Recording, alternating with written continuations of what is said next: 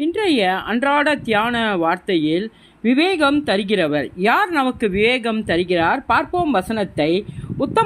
உத்தமமான வழியிலே வேகமாய் நடப்பேன். எப்பொழுது என்னிடத்தில் வருவீர்? என் வீட்டிலே உத்தம இருதயத்தோடு நடந்து கொள்ளுவேன். சங்கீதம் 101 அதிகாரம் 2 வசனம். அப்பொழுது நீ வேகத்தை பேணிக் கொள்வாய், உன் உதடுகள் அறிவை காத்து கொள்ளும். நீதிமொழி 5 அதிகாரம் 2 வசனம். பேதைகளே வேகம் அடையுங்கள், மூடர்களே புத்தி உள்ள சிந்தையாயிருங்கள். நீதிமொழி 8 அதிகாரம் 5 வசனம்.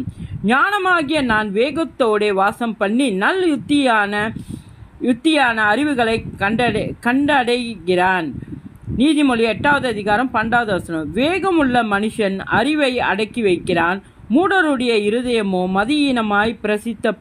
மதியீனத்தை பிரசித்தப்படுத்தும். நீதிமொழி 12 அதிகாரம் 23 வசனம். விவேகியானவன் அறிவோடு நடந்து கொள்ளுகிறான், மூடனோ தன் மூடத்தனத்தை வெளிப்படுத்துகிறான்.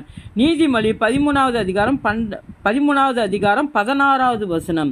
உங்களில் ஞானியும் வேகமாய் இருக்கிறவன் எவனோ அவன் ஞானத்திற்குரிய சாந்தத்தோடே தன் கிரியைகளை நல்ல நடக்கையினாலே காண்பிக்க கடவன். யாக்கோப்பு 3 அதிகாரம் 13 வசனம்.